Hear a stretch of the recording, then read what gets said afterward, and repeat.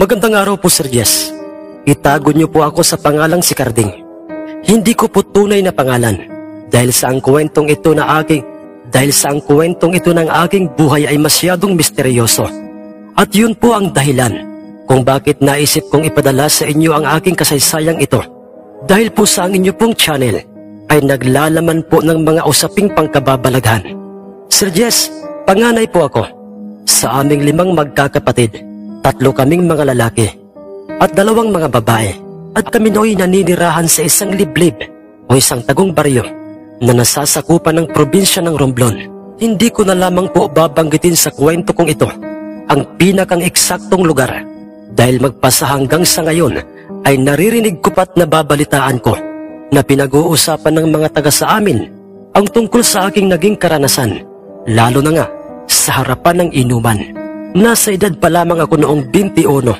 Sa pagkakatanda ko po, Sir Jess, ay ako ang palaging katukatuwang ni Tay Milandro sa lahat ng mga gawain sa bundok at maging sa pagpapalaot. Pagka-graduate ko noon ng elementary, ay hindi na po ako nagpatuloy pa sa pag-aaral dahil ang gusto ko ay ang magtrabaho na lang sa bundok upang kahit papaano'y makatulong sa aming mga magulang upang hindi sila masyadong mahirapan sa pagtataguyod ng aming pamilya. Anak Carding, bakit po itay? Talaga bang wala ka ng planong magpatuloy anak sa pag-aaral? Sayang kasi anak, tumatakbo ang mga oras, araw at panahon. Sayang kung hindi mo makakamit ang iyong pangarap na maging isang doktor. Hindi ba't yun ang matagal mo nang pinapangarap anak? Mga kamundo, pasensya na po kung medyo maingay. Kasi po umaga ngayon nang tayo'y mag-record. Balik po tayo sa ating kwento. Ang sabi sa akin noon ni Tay Milandro, noong magkataong magkasama kaming 2 magpapagulong ng mga niyog patungo sa ibabang parte kung saan ay naroon ang aming lukaran. Matagal ako noon, Sir Jess, bago nakasagot kay Tay. Inisip ko munang mabuti kung ano ang isasagot ko sa kanya. Kuwan po itay, ang totoo po'y gustong-gusto ko pong magpatuloy sa pag-aaral. Pero sa nakikita ko pong kalagayan ng ating pamumuhay, nagpasya na po akong isang tabi na muna po ang aking mga pangarap. Ayokong nakikita kayong masyadong nahihirapan, itay. Kayo pong 2 ni Inay Pasing. Itay, tutulungan ko po kayo ni Inay na maitaguyod ang ating pamilya. At gusto ko pong ang aking mga nakababatang kapatid, sila na munang makapagtapos. Makita ko lamang po sila, itay, na sila po'y edukado na at maganda na ang buhay, ay masaya na rin po ako doon, tay. Pero anak, obligasyon namin bilang iyong mga magulang na kayong lahat ay papagtapusin sa pag-aaral. Sa abot ng aming makakaya, ay gagawin naming lahat para lamang maibigay sa inyo ang magandang kinabukasan. Anak, nauunawaan kita. Alam ko kung ano ang gusto mong mangyari. Oo, gusto mong makatulong sa amin na iyong mga magulang, pero papaano ka? Ayaw namin ng iyong ina na dumating ang panahong matulad ka lang sa amin na tanging ang magsaka at magpalaot lang ang ikinabubuhay. Papaano ang iyong magiging pamilya, anak Carding? Dagdag pang sabi sa akin ni Itay. At alam kong ginagawa niyang lahat para ako'y kanyang makumbinsi. Nauunawaan ko siya. Higit sa lahat, alam ko ang nararamdaman niya. Masakit sa kanyang damdaming makita akong imbis na ako'y nasa eskwelahan na katulad ng aking mga kapatid, ay naroon ako sa bundok na kanyang kasakasama at katukatulong niya. Kung kaya't kahit papaano'y mabawas-bawasan ang alalahaning kanyang nararamdaman para sa akin. Sa aking magiging kinabukasan, ay naisip kong sabihin sa kanyang, hayaan niyo po, itay, kapag ka po nakapagtapos na po sa pag-aaral ang 4 kong mga nakababatang kapatid, ako naman po ang magpapatuloy sa pag-aaral para po sa aking pangarap na maging isa pong doktor. Anak, may edad ka na noon. Alalahanin mo, ikaw ang panganay sa inyong 5 magkakapatid.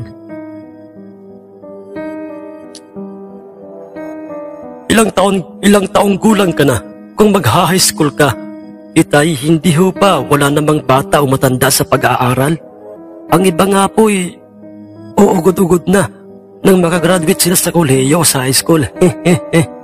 Medyo napaisip at natawa sa aking mga sinabi si Itay Hay, kung sa bagay tama ka riyan anak. Hay, salamat sa ating Panginoon at biniyayaan niya kami ng panganay na anak na katulad mo, Karding.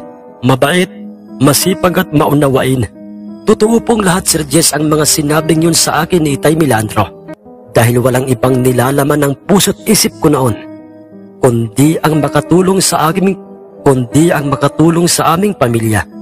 Dahil sa ang ibang mga kabinataang kaedaran ko noon sa aming baryo, ay natutunat naging abala ang mga ito sa mga pag-aalaga ng mga manok panabong at natuto ring uminom ng inuming nakalalasing. Yun ang kanilang naging libangan, salip na tumulong sa kanilang mga magulang. Nagpatuloy na kami noon ni Itay Melandro sa aming ginagawa sa bundok.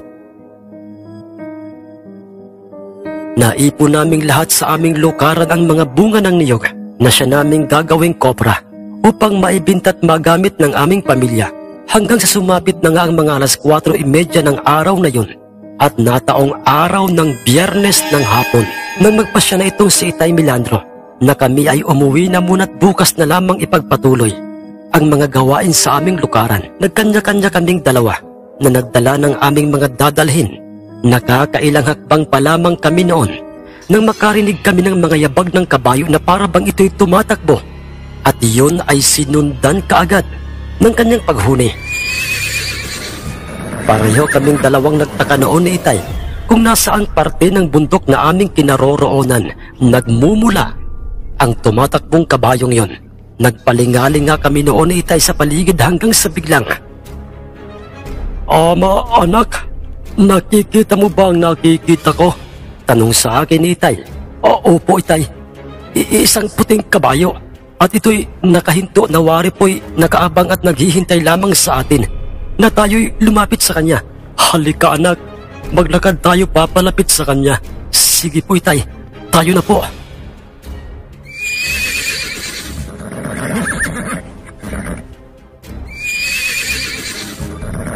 Hindi gumagalaw ang puting kabayo habang kami ni Itay ay papalapit na sa kanya at nang kami ay nasa kanyang harapan ay, kaninong kabayo kaya ito? Maraming may mga kabayong alaga ang ating mga kabaryo pero isang puting-puti at lalaking kabayo ay wala akong matandaang pag-aari ng isa man sa ating mga kabaryo, anak. Ang dagdag pang sambit ni Itay, dahil ng kanya itong sinuri ay totoong isa nga itong lalaking puting kabayo. Kalmado lamang ito, hindi agresibo, na para bang ito'y hindi natatakot sa amin. Ganoon rin kami ni Itay Melandro sa kanya. Hindi kami nakakaramdam ng takot sa kanya. "Itay, ano po bang balak mo patungkol po rito sa ating nakitang kabayo?" Tanong ko kay Itay noon. Kuwan anak, bumalik ka sa ating lukaran. Sa loob ng ating lukaran, kunin mo roon anak ang lupid. Tatalian natin itong puting kabayo. Tatalian natin itong puting kabayo at dadalhin sa ating baryo. At pagka ito'y pag-aari ng ating kabaryo't nawawala, pagkarating sa ating baryo'y pupunta kaagad ako kina Kapitan. Ipagbibigay alam ko kaagad sa kanyang patungkol sa nakita nating puting kabayong ito. Susundin ko na sana si Itay, ngunit pareho kaming dalawang nagulat at nagtaka sa aming narinig at nakita sa aming likuran sa may parteng gilid ng daan sa mismong kakahuyan. Dahil walang sino man sa inyong mga kabaryo o mga taga-kabilang baryo ang nagmamay-ari ng lalaking puting kabayo na yan, Melandro. Boses ng isang matandang lalaking nakita naming bigla na lamang na lumitaw sa aming likuran. At ang matandang lalaking yon ay kilalang-kilala namin ni Itay. At siya ay walang iba, kundi si... Diyos ko po, Tatang Irmenyo. Kayo po, ang matandang albularyo sa kabilang baryo at naninirahan sa bundok katabi ng malaking punong akasya. Hintakutan at gulat na pagkakasambit ni Itay Melandro kung saan ay katulad ni Itay ay parehong-pareho ang aming nooy nararamdamang gulat at pagkamangha sa biglaang paglitaw nito sa aming paningin. Si Tatang Irmenyo, mga kamundo, ang mahusay na albularyo sa kabilang baryo. Marami na itong pinagaling na iba't ibang uri ng mga sakit, hinulam, binarang, pinaswang man, at kung ano-ano pang mga karamdamang likha ng mga nilalang na kampo ng dilim. At maraming nagsasabing ito raw ay may alagang engkanto, Ngunit walang sino man ang makakapagpatunay noon kung yun ba'y may katotohanan o wala. At ang kanyang panlabas na anyo, kung ilalarawan ko po sa inyo, ay wala itong ipinagkaiba sa anyo ng isang ermitanyo.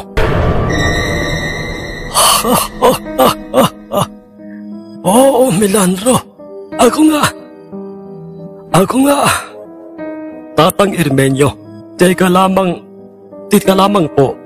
Papaano niyo po nasabing ang puting kabayong ito ay hindi pag-aari ng sino man sa aming kabaryo at maging ng mga taga-kabilang baryo? O sa madaling salita ay walang nagmamay-ari nito? Tanong ni Itay Melandro sa matandang albularyo habang ito'y naglalakad na nang marahan papalapit sa aming kinaroroonan, sa aming dalawa ni Itay Melandro at sa puting kabayo. At nang siya'y nasa aming harapan ay nag-uwi ka itong muli ng mga salitang mas lalo pang ang nagpagulo sa aming dalawa ng aking ama.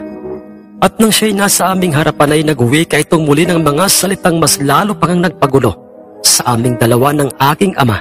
Dahil, totoo ang mga narinig niyong sinabi ko. Walang sino man ang nagmamay-ari ng puting kabayong ito. Ikong wala pong nagmamay-ari ng puting kabayong ito. Tatang Erminyo, kanino po ito? Sino po ang nagmamay-ari nito? Ako, iho. Kayo po, Tatang Erminyo. Hindi po ba kayo nagbibiro? Papaanong kayo po ang pagkakaalam po namin ay wala kayong alagang kabayo. Ang inyo pong inaalagaan sa inyo pong kubo sa bundok na aming nakikita ay ang inyo pong kaisa-isahang puting aso. Pero kabayong puti po ay wala. Wala, hindi ho ba? Ang tanong muli ni Itay, samantalang ako noon ay tahimik lamang na nagtatakang nakikinig sa kanilang mga palitan ng mga pag-uusap. Ayoko kasing makisali sa usapan ng mga matatanda dahil sa yun po ang mahigpit na tagubilin sa aming magkakapatid nila Itay at maging ni Inay. Melandro, naniniwala ka ba sa mga kababalaghan o misteryo ng mundong ating ginagalawan? Misteryo po o kababalaghan po? Tatang Erminyo, oo po. Pero ano po bang kaugnayan ng misteryo sa puting kabayong ito? Pabalik tanong pang muli ni Itay sa matanda. Malaki iyo. Dahil ang totoo matagal na sa aking pangangalaga ang puting kabayong yan. Magmula nang pinasok ko ang buhay pagiging manggagamot o albularyo at hindi ko magagampanan ang papel ko. Sa mundong ito, hindi ko magagawang gamutin o pagalingin anumang uri ng mga sakit na likha ng mga alagad ng dilim kung wala itong aking alagang kaibigang puting kabayo na isang engkanto. Ano po, Tatang Ermenyo? Aaminin ko po sa inyo, Sir Jess, ng mga panahong yon at ng mga pagkakataong yon ay ramdam ko sa aking sarili at maging kay Itay na para bang nangalisag o nagsipagtayuan ng aming mga balahibo sa aming mga katawan nang marinig namin yon kay Tatang Ermenyo na ang puting kabayong yon na nasa aming mismong tabi ay hindi raw ito isang ordinaryong kabayo lamang, kundi ito ay isang engkanto. Ang totoo ay hindi yun bagong bagay, kaalaman, paniniwala o mga kaganapang ganoon sa amin. Dahil nga ng mga panahong yon halos ang buong bayan o maging baryo sa aming probinsya noon ay naniniwala sa mga kababalaghan, bertod, agimat o mutya, lalong-lalo na nga sa mga nilalang na kung tawagin ay mga engkanto. Bagamat hindi yun bago sa aming pandinig, ngunit nagtaka kami ni Itay sa kung papaanong magiging isang engkanto ang puting kabayong yon at bakit ito nagpakita sa aming dalawa. Tatang Ermenyo, kung totoo pong isang engkantong nagbabalad kayo lamang ito pong lalaking puting kabayong ito at inyo pong inaangking naging alaga nyo po, ay bakit po ito nagpakita sa amin? Ano po bang rason o dahilan? Ang nagtatakang tanong ni Itay. Alam mo, Iho Melandro, sa inyong mag-ama ko lamang sasabihin ang lihim kong ito. Ang mga buhok ng kabayong ito, sa oras na siya'y iyong paliguan at suklayin ang kanyang mga buhok, at ang maiiwang buhok sa suklay, ang isang bagay na matatawag na bertod ng kabayo. Ano po, bertod ng kabayo? Oo, iyo, Milandro. At ang mga buhok nitong alaga kong puting kabayo na nakukuha kong naiiwan sa suklay, ang ginagamit ko sa panggagamot bilang albularyo ng probinsyang ito. Aminin man natin o hindi, alam nating maraming mga tao ang nag-aasam na magkaroon ng bertod na siyang pinaniniwalaang pampaswerte sa lahat ng mga bagay sa negosyo. At kahit saan paman, at maswerte kayong mag-ama dahil tulad ko noon at tulad nyo ngayon, hindi ko rin inaasahang sa dinami-rami ng mga taong nag-aasam na magkaroon ng mutya. Higit sa lahat ay alagang kaibigang engkanto ay ako ang pinalat na magkaroon ng bertod ng hindi pangkaraniwang kabayo, kundi isang engkantadong puting kabayo. Milandro, makinig kayo. Magmula sa araw na ito, ay sa inyong mag-ama ko na ipinagkakatiwala ang pangangalaga o pag-iingat sa puting kabayong ito. Kayo nang mag-ama ang magiging bagong mga kaibigan nitong kaibigan kong engkantong kabayo. Marami kayong pwedeng panggagamitan ng kanyang mga puting buhok at ito'y magiging mabisang-mabisa lalo na kung ito'y gagamitin nyo sa katuwiran o sa madaling salita'y sa mabuti. Dahil ang aking alagat kaibigang puting engkantong kabayong ito ay kabilang sa mga mabubuting engkantong nilikha ng ating dakilang manlalalang, kaya't hindi marapat na ating gamitin sa masama ang bisa ng kanyang bertod. Ang dinig naming seryosong at mahabang paliwanag sa amin ni Tatang Merminyo, ang totoo'y gulong-gulo ang aming isip noon na itay. Dahil alam ko pong totoo ang lahat ng mga sinasabi niyo, Tatang Erminyo, patungkol po sa aming bagong kaibigang puting kabayong ito, pero meron lamang pong magiging problema. Hindi po kaya magiging questionable po ito sa aming mga kabaryo o sa aming mga kakilalang mga kabaryo na ang alam po nila'y wala kaming alagang kalabaw, lalo na po isang kabayong puti na katulad nito. Ano po ang aming isasagot sa kanila sa oras na po na itanong nila sa amin sa kung saan galing itong puting kabayong ito at kung papaano kami nagkaroon nito? Tanong ni Itay Milandro sa matandang albularyo. Milandro, magandang katanungan yan. Dahil ang totoo yan din ang tanong ko noon sa ermitanyong nagbigay sa akin ng engkantong kabayong yan. At heto ang may sasagot ko sa iyo. Ano po? Ano pong ibig nyo? Ang ibig nyo po bang sabihin ay Ang ibig niyo po bang sabihin ay ang kabayong ito po ay bigay sa inyo ng isang ermitanyo? Oo, iyo. Yan ang totoo. Masyado na akong matanda para magsinungaling pa sa inyo. Hindi niyo dadalhin sa inyong baryo ang kaibigan niyo at alagang puting kabayong engkantong ito. Mananatili siya rito sa inyong bundok. Dito niyo siya aalagaan, pagkakainin, paliliguan, at walang sino man ang makakakita sa kanya maliban sa inyong dalawa. At kung sakaling may problema o mga alalahanin, mga pagsubok na dumating sa inyong buhay, suklayin nyo lamang ang buhok ng kaibigan nyong engkantong puting kabayong ito. At ang maiiwang mga buhok niya'y ipunin nyo at gamitin saan nyo man gusto. Pananatilihin nyo lamang ang lihim ng puting kabayong ito. Huwag nyo itong ipagsasasabi kanino man. Higit sa lahat ay wag nyo siyang dadalhin sa inyong baryo. Anumang unos o anumang problema ang mangyari, yan ang palagi niyong pagkakatandaan.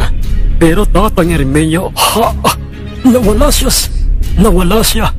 Nasaan na siya? Paano bigla-bigla na lamang siyang nawala sa ating harapan, anak? Hindi ko po alam, Itay. Dahil katulad niyo po, nagtaka rin po ako sa kung paano bigla na lamang naglahong parang bula sa ating harapan si Lolo o si Tatang Erminyo. Oh, Diyos ko! Anong klaseng kababalagan ba ito, anak? Itay, makinig kang mabuti. Sundin nating lahat ang mga sinabi ni Tatang Erminyo. Mananatili dito sa ating lukaran, dito sa ating bundok, itong ating bagong kaibigan at alagang puting kabayo. Higit sa lahat, anak, ipangako mo sa akin walang ibang tao ang makakaalam nito. Opo, Itay, makakaasa ka pong tayong dalawa lamang po ang makakaalam nito patungkol sa kanya. Salamat, anak. Sige na, kunin mo na ang lubid sa loob ng ating lukaran At alas 5:30 na pala ng hapon. Malapit ng dumilim. Kinakailangan na nating maitali o maiula ang ating kabayong ito sa madamong parte ng bundok na ito. At bukas ng umaga, mapainom natin siya ng tubig sa ilog. Sige po, Itay. Inayos namin ang pinagtalian namin sa aming alagang puting kabayo. Tiniyak naming maganda ang lugar o pwestong kanyang kinaroroonan. Bago kami ni Itay, nagpasyang iwan ito sa bundok na nasasaklaw ng aming lupain at nagpasya na kaming dalawa ni Itay na kaming dalaway uuwi na sa aming baryo. Inilihim namin ni Itay sa aking mga kapatid kay Inay ang tungkol sa misteryosong aming naranasan sa bundok ng mismong araw na yon. Kasalanan man yon na maglihim sa aming pamilya pero dala ng pagkakataon ayon ang kinakailangan. Kinaumagahan po, Sir Diaz, ay isang balita ang aming nabalitaan sa isa sa aming kabaryong magsasabong na si Mang Florido nang ito'y napadaan sa labas ng aming tahanan dahil Magandang umaga, paring Melandro at Maring Pasing. Oo, magandang umaga rin, paring Florido. Saan ka pa galing at parang ikaw ay balisang-balisa? Halika't pumasok ka na muna rito sa aming balkonahe para makapagkape. Ang dinig ko noong tanong ni Itay at sabi niya sa kanyang kumparing si Mang Florido.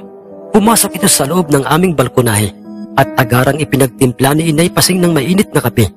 Paring Melandro, usap-usapan na ngayon ng ating mga kabaryo ang tungkol sa tanyag na manggagamot o albularyong si Tatang Erminyo.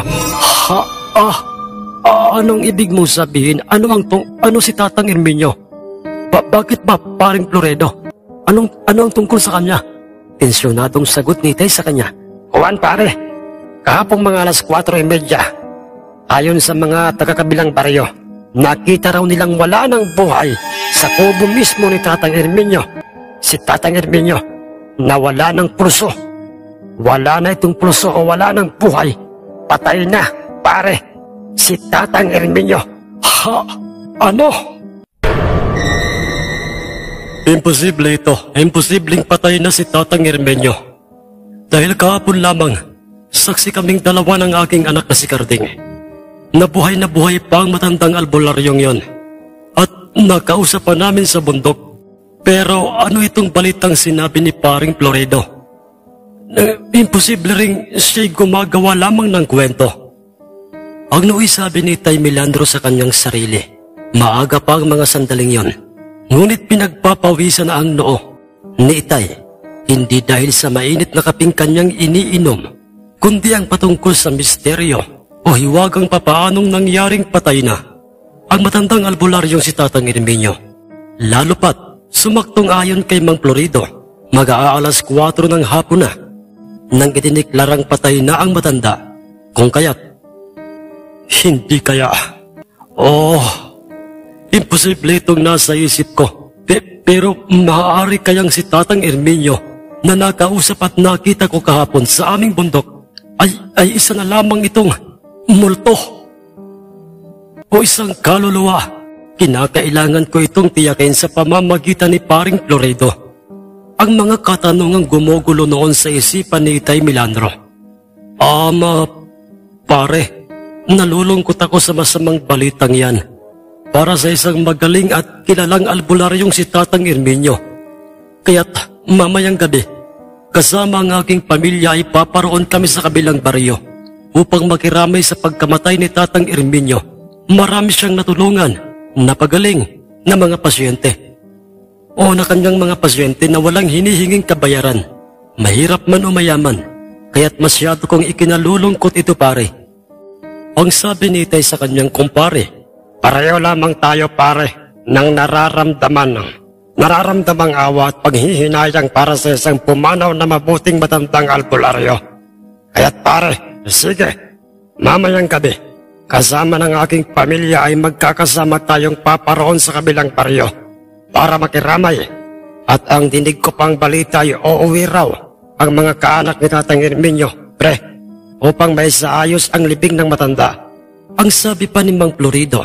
At pagkatapos no'y nagpaalam na ito't nagpasalamat kay Tay, maging sa amin nila Inay. Ang totoo, Sir Jess, katulad ng nooy nararamdaman ni Itay para kay Tatang Erminyo, ay nakaramdam rin ako ng awat panghihinayang kay Tatang Erminio. Hindi yun maiiwasan, higit sa lahat. Hindi ko maiwasang kilabutan nang malaman kong ang oras at araw ng kanyang pagpanaw ay siya ring oras at araw na siya'y aming nakita at nakausap sa aming mismong bundok. Anak, Karding, mamayang hapon mga alas 3 ng hapon uuwi na agad tayo sa ating bahay upang makapagpahinga.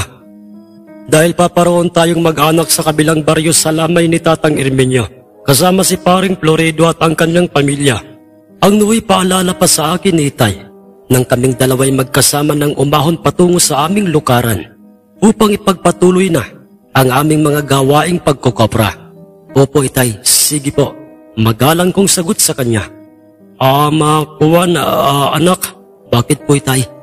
Anak, alam mo, hindi ko talaga maiiwasang kilabutan sa tuwing maaalala ko ang pagpanaw ni Tatang Erminio dahil... Opo, Itay, alam ko po kung ano ang ibig niyo pong ipahiwatig. Anak, dahil po pareho lamang po ang ating nararamdaman, Itay. Anak? Itay, mahiwaga po ang pagpanaw ni Tatang Erminio. Misteryoso, dahil po ang araw at oras ng kanyang pagpanaw ay siya namang panahong nakita natin siya sa ating bundok at nakausap niyo po. Anak, Itay, misteryoso pong tao. At albularyo si Tatang Erminio, na katulad po ng anak, Karding, ng atin pong alagang isang puting kabayo. Napahinto si Itay sa kanyang ginagawang paglalakad. Nang marinig niya ang mga sinabi kong yun sa kanya, pagtakay marahan niyang ibinaling sa akin ang kanyang paningin. Kasunod noy, tama anak, Karding, may punto ka sa mga sinabi mo. Siguro nga'y kaya ipinaubayan sa atin ni Tatang Erminio ang pangangalaga sa sinasabi niyang isang engkantong puting kabayo. Dahil sa siya'y mawawala na at ngayon, base na rin sa'yo. Buo na ang paniniwala kong ang kaluluwa na lang ni Tatang Erminio ang ating nakita at nakausap ko sa ating bundok kahapon. Dahil ang totoo'y wala na si Tatang Erminio. At kaya pala bigla na lamang itong naglaho sa ating paningin dahil sa siya'y isa na lamang kaluluwa. Dagdag pang sabi sa akin ni Itay. At pagkatapos no'y nagpatuloy na nga kaming dalawa ni Itay na pumaroon na sa aming bundok. At pagkarating namin sa aming lukaray ay nakita namin kaagad ni Itay ang iniula kong kabayong puti. Humuni kaagad ito nang kami ay kanyang makita. Anak, tanggalin mo na ang tali ng ating kabayo sa pinagtalian mo sa kanya at dalhin mo siya sa ilog. Painumin mo siya roon, anak, at ibalik mo siya rito. Atin muna siyang isisilong sa likurang parte ng ating lukaran at mamayang mga alas 10 ay paliliguan natin siya. Sinunod ko pong lahat ang mga utos sa akin na yun, Itay. At pagkatapos kong gawin ang mga yon, ay muli naming magkatulong na inipon ang mga niyog na malapit sa aming lukaran. Itay, may nais lamang po sana akong itanong. Ano yun, anak, Karding? Itay, ganito po pa palagi ang ating gagawin sa ating alagang puting kabayong ito. Hindi po ba siya natin pwedeng gamitin sa pagbubuhat ng mga kahoy, lukad, o kahit na anong po pwedeng ikarga sa kanya? Nakatulad po ng ating nakikita sa mga alagang kabayo ng ating pong mga kabaryo. Ginagamit nila sa paghahanap buhay ang kanilang mga alagang kabayo. Hay, anak, Karding. Alam ko kung ano ang gusto mong mangyari. Gusto mo ring pagkakitaan o mapakinabangan ng ating alagang kabayong ito. Anak, hindi ba? Anak, pasensya ka na pero hindi pwedeng mangyari yun dahil kung ano ang sinabi sa atin ng kaluluwa ni Tatang Erminio. Ayun ang ating susundin. Alaga natin itong puting kabayong ito. Kaya't marapat lamang na siya'y ating alagaan at ituring na isang kaibigan. At kung sakaling mayroon man tayong mapapakinabangan sa kanya, ay maaaring sa ibang paraan. Ang ibig niyo po bang sabihin, Itay, ay kayo po'y naniniwala sa mga sinabi ni Tatang Erminio patungkol po sa bertud o balahibo ng ating alagang kabayong ito? Oo, anak. Walang dahilan upang hindi ko paniwalaan ang mga sinabi ni Tatang Erminio. Alam kong hindi siya nagsisinungaling. Higit sa lahat, ay hindi siya nagbibiro. Totoo ang bertud. Totoo ang bertud na galing sa kabayo. Totoo ang swerteng hatid ng kanyang puting balahibong malalaga sa kanya sa oras na siya'y ating suklayan. matapos natin siyang paliguan, pero hindi pa ito ang tamang panahon o ang tamang pagkakataon upang ating gamitin yon. Bakit po, Itay? Dahil anak, wala pa naman tayong paggagamitan sa kanya.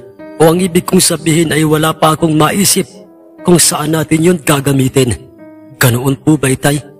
Nagpatuloy kami ni Itay sa aming mga gawain, Sir Jess, hanggang sa dumating na nga ang oras na amin ng pinaliguan, si Puti, na siya nang tawag namin sa aming alagang puting kabayo.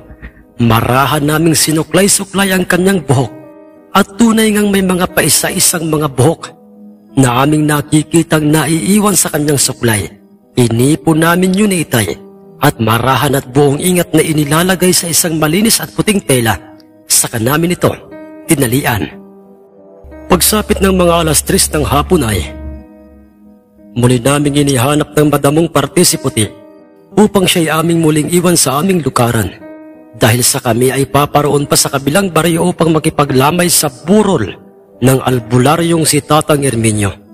At ang patungkol sa puting telang naglalaman ng mga puting buhok ng aming alagang si Puti ay inilagay yun ni Itay sa ilalim ng kanyang mga nakatiklop na mga damit.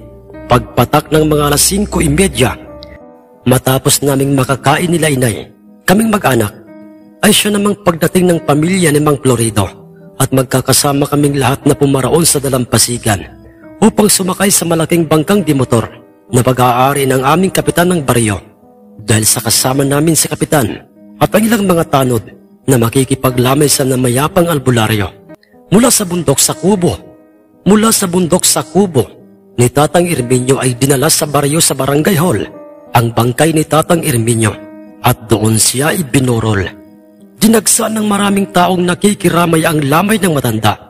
Kani-kanyang opinyon ang mga tao, kani-kanyang mga pasasalamat sa matandang albularyo. Marahil sila ang mga kaanak ng mga pasyente noon ni Tatang Erminio at kanyang napagaling. Ngunit si Itay, Tatang Erminio, maraming salamat po dahil sa dinami-rami ng mga tao na iyong nakilala ay kami ng aking pamilya ang iyo pong napiling pagkatiwalaan ng sinasabi niyo pong alagang inkantong puting kabayo. Alam ko pong malaki ang magiging bahagi niya sa aming buhay, pero hindi ko po alam kung papaano ko yun uumpisahan, kung papaano ko itong uumpisahang gamitin. Ang tungkol po sa sinasabi niyong kanyang buhok, ang tungkol po sa sinasabi niyong kanyang puting buhok na maiiwan sa kanyang suklay. Ang sabi at pasasalamat ni Itay sa matandang albularyo nang kanyang sinilip ito sa loob ng kanyang kabaong matapos niyang mailagay ang kanyang limos sa lalagayan noon. Hanggang sa ilang sandali pa'y merong isang grupo ng mga kalalakihan ang biglang dumating sa lamay. Nasa 7 ang bilang ng mga ito at ang isa'y medyo matanda na at parang ito ang kinikilalang leader o pinuno ng 6 na mga kalalakihang kasama nito. Nakita naming lumapit sa kabaong ni Tatang Erminio ang matandang leader ng 6 na mga kalalakihang hindi ko kilala. Paring Florido, bakit naririto ang grupong pinamumunuan ni Boss Arturo Solomon? Ang mayamang sabongero at maimpluwensyang tao sa ating bayan. Bakit, pre? Ang medyo pabulong na pagkakatanong ni Itay sa kanyang katabing si Mang Florido. Sumagot naman kaagad ito sa kanya at sinabi nitong, Hindi ko rin alam, pre. Pero may narinig ako noong mga usap-usapan. Mga usap-usapan ba ng mga sabongerong tulad kong taga rito sa mismong baryong ito? Nayang si Boss Arturo daw at ang kanyang mga tauhan ay nagpapabalik-balik na sa kubo ni Tatang Erminio sa bundok. Hindi upang magpagamot kundi ano, pre? Ano ang sadya niya sa matandang albularyong noong nabubuhay pa ito? Kukuhan, pre. Ito ay dinig-dinig ko lamang pero hindi ko alam kung ito ba'y totoo o mayroong katotohanan o ito ba'y kwento lamang. Na matagal na palang humihingi ng pabor kay Tatang Erminio itong si Boss Arturo. Pabor? Anong pabor? Pabor na bigyan siya nito ng pinakamabisang birtud para sa sabong o birtud para gamitin sa kanyang mga dadaling panabong saan mang sabungan. Ano? Oo, pre. Oo, pare. Pero sa makailang pagbalik-balik raw nito sa kubo ng matanda, ay nabigo raw ito. Naibigay sa kanya ang kanyang kahilingan na kahit pa'y inalok na niya ang matandang albularyo ng malaking kantidad na pera, kapalit ng ibibigay niyang malakas na birtud. Ganoon ba, pare? Kung ganoon talagang may prinsipyo o merong paninindigan si Tatang Erminyo, kung totoo ngang meron siyang birtud na pwede naman niyang sanang ibigay sa kanya, kapalit ng malaking halaga ng pera, ay hindi niya pa rin ito ginawa. Dahil sa tingin niya hindi ito karapat-dapat. Ang dinig ko pang sabi ni Itay kay Mang Florido. Oo pare, at alam mo, pre, maswerte, napakaswerte ng taong binigyan ni Tatang Erminyo ng kanyang birtud. Kung ano man ito, dahil panigurado akong napakabisa noon at magkakamal ng maraming salapi ang taong yon. Pero yun ay kung meron nga siyang taong binigyan noon. Paring Florido, pero teka lang pare, ang gumugulo sa isip ko ngayon ay kung bakit pa siya nag-aksayang pumarito sa burol ni Tatang Erminyo. Bakit pa siya nag-aksaya ng oras at panahon kung totoong binigo siya ni Tatang Erminyo sa kanyang kagustuhan? Hindi ba? Ang nooy nagtatakang sabi ni Itay. Yan pre ang hindi ko na masasagot. Kung ano man ang rason at nagtulak sa kanya para pumarito, ay isa lamang ang masasabi ko sa iyo. Siya lang ang nakakaalam niyan, pre. Hindi mapakali si Itay ng mga pagkakataong yon. Ramdam ko ang mga katanungang gumugulo sa kanyang isipan. Sa kung ano ang dahilan o tumulak sa mayamang sabongero para dumalo sa burol ni Tatang Erminyo. Nababalisa si Itay. Nasabi ko yon. Base na rin sa nakikita ko sa kanyang hitsura.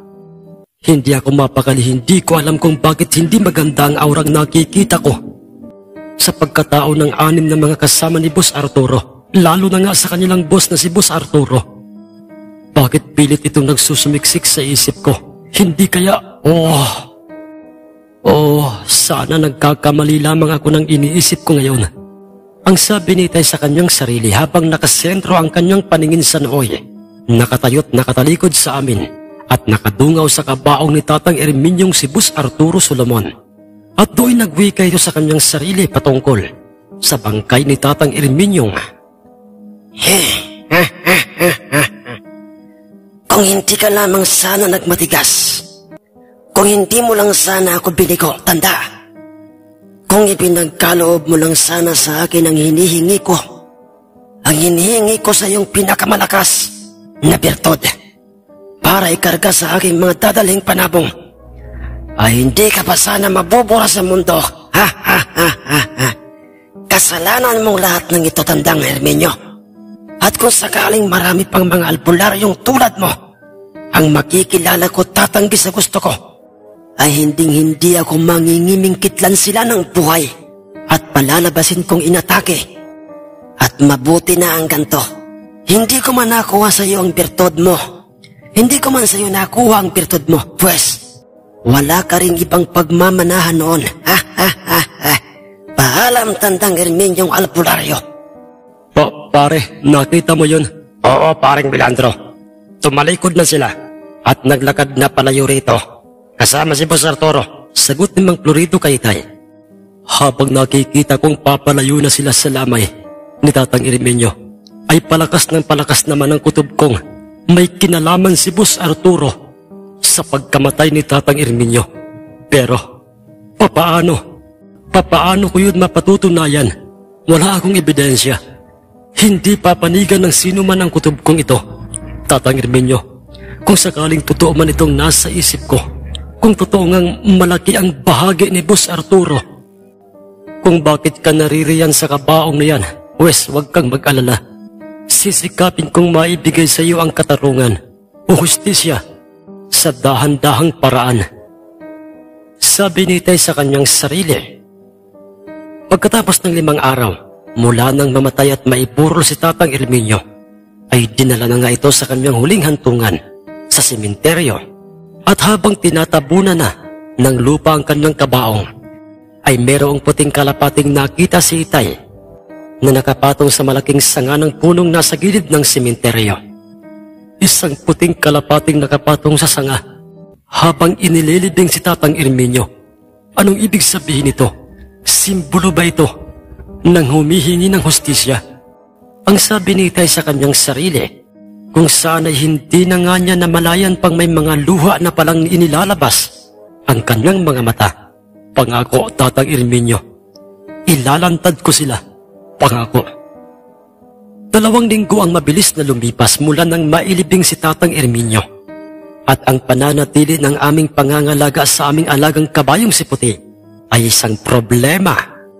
Ang kinahaharap noon ng kapatid ni Mang Florido na si Mang Benigno, na isa ring sabungerong katulad niya. Kuya, baka naman meron kang naitatabing pera riyan. Hihiramin ko muna at idadagdag ko sa perang inutang namin kay Tatang Luciano. Ang laki na kuya ng interes. Nagkautang kami sa kanya noong magkasakit si Junior. Ang paliwanag ni Mang Benigno kay Mang Florido. Naiintindihan kita, Utol. Pero katulad mo, wala rin kaming pera ngayon. Pero huwag kang mag-alala.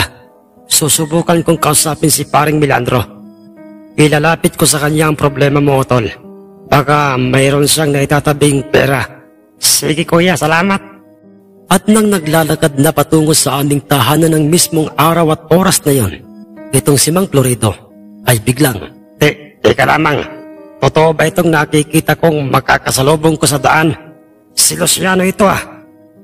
Ang nagpapautang sa aming baryo ng pera at napakalaki ng interes. Tama, siya nga itong makakasalubong ko't nakangisi sa akin. At may hawak at hinihimas na isang gold na panabong. At kung hindi ako magkakamali, ayan ay yung 4 times winner na niyang panabong. Ito, malapit na kaming magkaharap. Ikaw pala yan, Florido. Magandang araw sa iyo, Florido. Saan ka ba pupunta at parang ikaw ay nagmamadali? Kuwan, Luciano. Papunta akong yan kina Paring Milandro. May importante akong pakay sa kanya. Ganoon ba? Ano yan, Florido? Maaari ko bang malaman? Manghihiram ako sa kanya ng perang ipandadagdag upang ipambayad sa utang sa iyo ng aking kapatid na si Benigno. Ganoon ba? Nabanggit na rin pala yun sa iyo ng iyong kapatid. Alam mo, Florido, binigyan ko ng pabor si Benigno upang masolusyonan ang kanyang napakalaking utang sa akin. Pabor? Anong ibig mong sabihin pabor, Luciano? Oo, Florido. Ang pabor na sinabi ko sa kanya at hindi niya pala nabanggit sa iyo ay ang ihanap niya ng isang fighter na panabong na siyang makakabangga nitong aking gold ngayong darating na sabong sa ating baryo. At sa oras na matalo ng kanyang makukuhang panabong ang aking gold na ito ay kalilimutan ko na ang napakalaking utang niya sa akin. At igagawa ko pa yun ng kasulatan. Pipirmahan ko at pipirmahan rin niya. Pero sa oras na matalo ang kanyang dadaling panabog na makakabangga nitong aking gold, ay alam mo na ang mangyayari. Anong ibig mong sabihin? Ang utang niya sa aking 30 mil ay magiging 60,000. Madudoble yun. Pag-isipan niyong mabuting magkapatid ang magandang pabor ko. Sige na, Florido. Diyan ka na. Talagang tuso. Tuso ka. Magulang, Luciano. Pero sige lang, may araw ka din. Makakahanap ka rin ng katapat at magpapahiya sa'yo. At diyan sa panabong mo, magpapatuloy na nga akong patungo. Kina Paring Milandro at babanggitin ko sa kanya ang problema ni Otol Benigno at ang tungkol sa sinasabing pabor ni Luciano. Baka sakaling may maitulong si Paring Milandro sa aming problemang ito. At nang makarating na si Mang Florido sa aming tahanan at makausap niya at mabanggit niya kay Itay ang problema ni Mang Benigno, maging ang kanyang sinasabing pabor, ay do'y nagulat itong si Mang Florido sa naging pagtugon sa kanya ni Itay. Dahil Sir Jess, ganoon ba, Paring Florido? Sige. Anong sige, Paring Milandro? Anong ibig mong sabihin? Maghanap kayo ng kapatid mong si Benigno ng manok panabong na sa tingin nyo'y pwedeng ibangga sa gold ni Luciano. Patarian nyo. At ano, pare? At ako, pare. Ako ang magbibitaw sa loob ng sabungan. Kasama si Luciano. Ikaw pre, seryoso ka ba sa mga sinasabi mo?